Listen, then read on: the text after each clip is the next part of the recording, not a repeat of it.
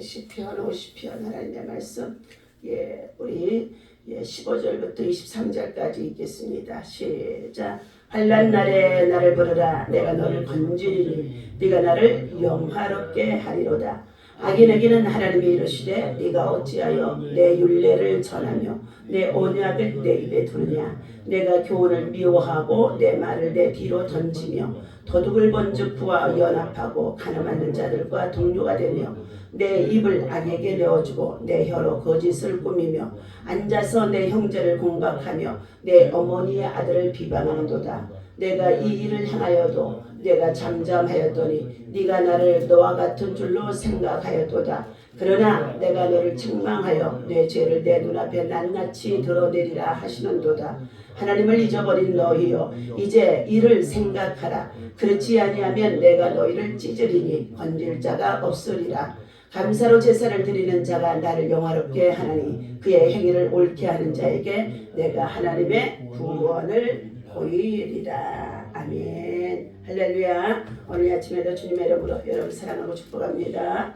자, 하나님의 사랑과 은혜와 평강이 여러분 속에 충만할 수 있도록 늘 말씀이 우리 손에서 놓치지 말아야 되고 말씀을 많이 읽고 말씀 속에서 하나님을 만나야 될 줄로 믿습니다.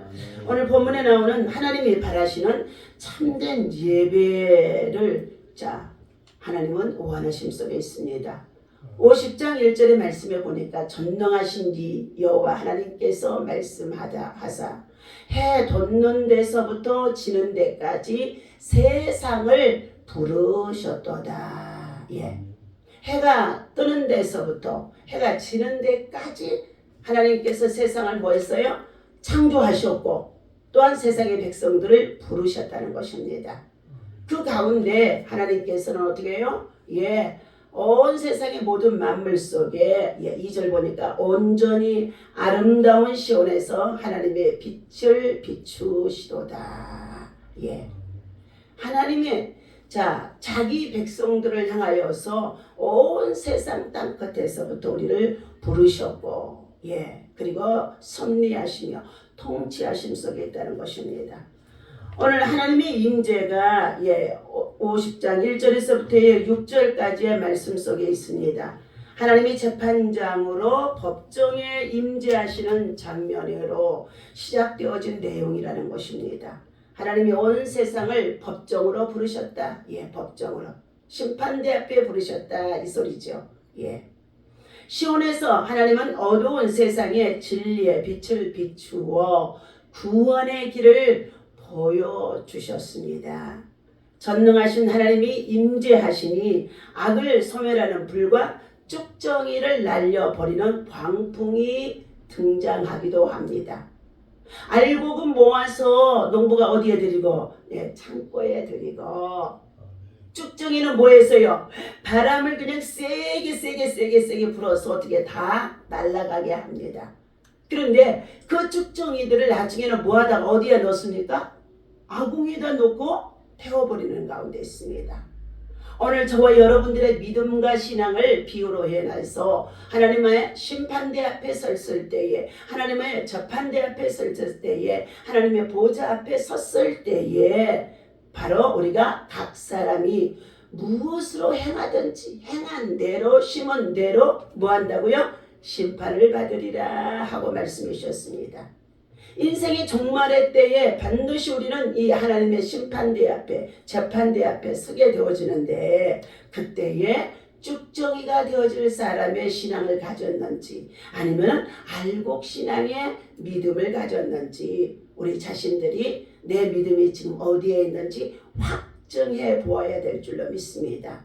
이 믿음의 점검을 제대로 하지 않으면 어느 때부터 우리의 믿음 속에 마귀가 들어와서 섭섭마귀로부터 들어와요. 섭섭마귀로부터 들어와서 우리의 마음과 심령을 어떻게 다 점령해버리고 내 주장이 앞서게 되어진다는 것입니다. 오늘 하나님은 하늘과 땅을 증인으로 부르셨고 그리고 5절에 보니까 이르시되 나의 성도들을 내 앞에 모으라. 그들은 제사로 나와 언약한 이들이니라 하시도다. 하나님의 백성 하나님의 성도들을 다 하나님 앞에 어떻게 해요? 불러내신다는 것입니다. 뭐 하시려고요? 하나님이 자기의 백성들을 판결하시려고 4절에 보니까 위 하늘과 하늘 땅 앞에 선포하여 하늘과 땅 앞에 하나님의 백성들을 불러내어서 판결하시려고 재판하시려고 불러내신다는 것입니다. 자, 그러나 이스라엘은 하나님이 그들과 같은 줄로 오해하고 하나님을 어떻게 해요? 잊어버리고 하나님을 배반하고 하나님을 등지며 살아갔다는 것입니다. 하나님의 공의로운 재판이 시작되어진다는 것을 우리 모두가 늘 상기해야 되는데도 어떻게 해요? 어느 순간에서부터 하나님 없이도 살아갈 수 있다는 생각이 우리에게 들어오게 되어지면 하나님을 떠나게 되어진다는 것입니다. 하나님은 악인들을 오래 참으시지만은 그들을 영원히 참지는 않으신다는 것입니다. 악인의 심판이 반드시 있다는 것을 말씀해 주고 있습니다. 자, 그렇다면 믿는다면 너희가 하나님의 말씀에 순종하라. 우리의 인생이 영혼의 때를 준비하며 살아갈 수는 영생의 길로 인도함을 받으라고 존 오트워크 목사님이 말씀해 주신 것을 들려드리겠습니다. 예수님은 사람들을 안심시키고자 옳은 것을 믿기만 하면 그분께 순종하지 않아도 된다고 가르치신 적이 없다는 것입니다. 그런데 어느새 순종은 누구도 원하지 않는 미덕이 되어버린 것입니다. 교회는 다니기는 해요. 예배 생활을 왔다 갔다 해요. 신앙생활을 왔다 갔다 하는데도 어떻게 해요?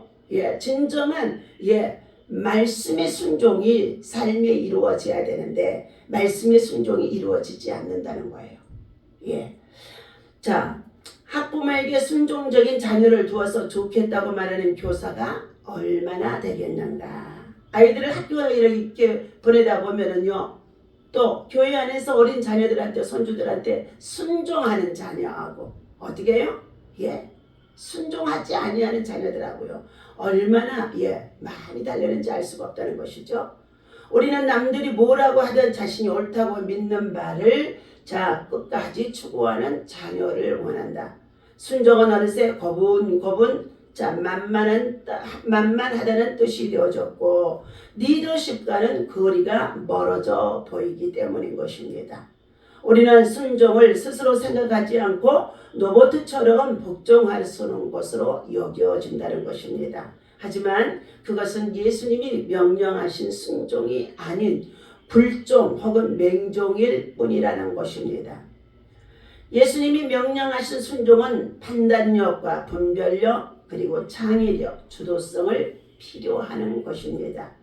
순종의 본질은 훌륭한 규칙 준수자가 되는 것이 아니라 예수님의 따름으로 훌륭한 존재가 되어줄 수 있다는 것입니다. 믿으라. 그러면 순종하지 않아도 된다라는 말은 어불성설이라는 것입니다. 순종은 진정한 믿음의 본질에서 나오는 것입니다. 순종하지 않는 믿음은 진정한 믿음이 아니라는 것입니다. 의사나 트레이너, 보컬, 코치, 자동차 정비공의 실력을 믿는다면 우리는 그들이 시키는 대로 하게 되어 있습니다. 제자는 무엇보다도 예수님께 순종하는 사람이 되어야 하는 것입니다. 예수님 안에서 순종하는 것이 복되고 즐거운 길인 것입니다. 다른 복되고 즐거운 길은 없다는 것입니다. 그러므로 우리는 하나님의 위대하심을 경험하여 알고도 그분을 경배하지 않는 사람은 온전한 삶을 누리지 못하는 것으로 하나님의 말씀 앞에서 순종의 삶으로 성도들이 어떻게 해요? 삶을 이어가야 된다는 것을 말해주고 있습니다. 순종이 산 제사보다 낫다 하고 사울 왕이 왕의 반열에 서게 되어지자 아말렉의 정말로 진영에 군대가 쳐들어오게 되어집니다. 그런데 먼저 사무엘 선지자를 모시고 예배를 드리고 출전을 해야 되는데 그가 사무엘 선지자가 더디 오자 늦게 오자 왕이 자신이 제사를 드리고 그리고 출전해서 자 아말렉의 왕 아갑과 그리고 살찐 짐승들을 하나님의 말씀에는 다 죽이고 진멸하라고 했는데도 그는 어떻게 해요? 아각 왕을 숨겨두고 그리고 살찐 짐승들을 숨겨두고 있었다는 것입니다. 사무엘상 15장에 보니까 사무엘 선지자가 그곳에 이제 나타납니다. 그때에 하나님께서 사무엘 선지자를 통하여 왕을 책망하십니다. 왕이요, 왕이 행치 말아야 할 것을 행하였습니다. 제사의 업무에 관한 것은 선지자인 사무엘 선지자가 감당해서 하나님께 드려야 되는데 왕이 월권을 했습니다. 그러면서 그때 마침 살찐 소와 짐승들이 우는 소리가 들리는 거예요. 자, 이 소리는 무슨 소리입니까? 그때 사울 왕이 사무엘 선지자님께서 늦게 와서 제가 드리고 이 전쟁을 시작했습니다. 그리고 저 살찐 짐승은 죽이기 아까워서 남겨두었고 그리고 저 아말렉의 왕도 불쌍해서 살려달라고 하니까 저기 살려두었습니다. 그때 사무엘 선지자를 통하여서 하나님께서 무섭게 책망하십니다. 내가 반드시 이 아말렉의 족속의 모든 남녀노소 어린아이를 불문하고 짐승까지도 다 멸하라고 했는데 네가 내 말을 거역하고 불순종했으므로 인하여서 하나님의 영이 어떻게 해요? 사울 왕에서 떠나가게 되어줍니다. 하나님의 신에 크게 감동되어져서 왕이 되어진 사울 왕이거든요. 그런데 하나님의 방법으로 순종하지 아니했음으로 인하여서 하나님의 영이 떠나가요. 우리는 방법에도 하나님의 방법으로 제시하는 것에 순종하는 자가 믿음의 방법인 줄로 믿습니다. 나답과 아비후라고 하는 아론의 제사장의 아들들이 있습니다. 구약에. 하나님의 성전에 불을 담아다 올리라고 말씀해주고 있어요. 그런데 그들이 어떻게 해요? 하나님이 지시하지 않는 다른 불을 담아다가 하나님의 성전에 불을 올렸는데요. 갑자기 하늘로부터 불이 임해서 나답과 아비의 두 아들을 그 자리에서 불이 살라버립니다. 우리는 하나님이 지시하는 방법으로 순종하는 것이 산 제사보다 낫도다 하고 말씀하심 속에 있는데 그때로부터 이 사울 왕에게 어떻게 됐어요? 하나님의 신이 떠나가 버리니까 하나님의 말씀이 떠나가 버리는데 그때부터는 뭐하냐? 사울 왕에게 악신이 들어옵니다. 그래서 다윗이 가서 공을 세우고 왔지만 계속적으로 다윗을 미워하고 16년 동안을 괴롭히는 가운데 있습니다. 끝내 악신이 들렸던 그 사람의 결국은 저와 그의 가정의 온 식구가 비참한 죽음을 당하게 되어진다는 것입니다. 오늘 하나님께서 사랑하는 저와 여러분들에게 믿는다면 너희가 예수 그리스도를 믿는다면 하나님을 믿는다면 하나님의 말씀을 그대로 순종해라 그랬어요. 그대로 순종해라. 제사에 관한 이 말씀 속에서 7장 7절에서부터 15절까지의 말씀인 것입니다. 내 백성아 들을지어다. 내가 말하리라. 이스라엘아 내가 내게 증언하리라. 나는 하나님 곧 네 하나님이로다. 나는 내 재물 때문에 너를 책망하지는 아니하리니 네 번제가 항상 내 앞에 있음이로다. 그러면서 주시는 말씀이 내가 네 집에서 숫소나 내 오리에서 순념소를 가져가지 아니하리니 이는 삼림의 짐승들과 뭇산의 가축이 다 세상 것이 내 것이며 산의 모든 새들도 내가 아는 것이며 들의 짐승도 내 것이미로다. 내가 과령 주려도 내게 이르지 아니할 것은 세계와 거기에 충만한 것이다. 하나님께서 내 것이미로다. 내가 숫소의 고기를 먹으며 염소의 피를 마시겠느냐? 14절 감사로 하나님께 제사를 드리며 지존하신 이에게 내 소원을 갚으며 뭐가 없어졌어요? 감사가 들어있지 않다는 거예요. 그의 재물 속에 그의 예배 속에 진정한 감사가 들어있지 않는 재물을 하나님께서는 어떻게 해요? 기뻐하지 않는다는 것입니다. 자, 그러면서 환난 날에 나를 부르라. 내가 너를 건지니 네가 나를 영화롭게 하리로다. 예. 바른 신앙생활을 하려면 하나님이 무엇을 기뻐하시는지를 먼저 알아야 된다는 것입니다. 하나님은 이스라엘 백성이 드리는 제물에 대해서는 책망하지는 않을 것이라고 말씀해 주셨지만 그들은 매일 아침과 저녁 번제를 드리는 가운데 있습니다. 그러나 하나님이 원하시는 것은 숫소나 순염소가 아니고 하나님께서 원하시는 참된 제사는 하나님의 돌보심에 대한 감사의 마음과 그분께 소원한 것을 신실하게 이행하는 순종의 삶을 하나님은 원하심 속에 있다고 하신 것입니다. 하나님 앞에 예배할 때 감사의 제사와 소원이 이행되어야 된다는 것입니다. 그렇게 행한 후에 환난 날에 하나님을 부르면 하나님이 응답하시고 건져주시겠다고 약속하십니다. 온전한 마음과 행실로 하나님을 예배하는 성도가 기도의 응답을 경험하고 하나님을 영화롭게 할 수 있다는 것입니다. 그러므로 우리는 이 모든 예배 속에 뭐가 들어있어야 된다고요? 감사가 들어있어야 된다는 거예요. 감사합니다. 감사로 제사를 드리는 자가 하나님을 영화롭게 하는다 그랬습니다.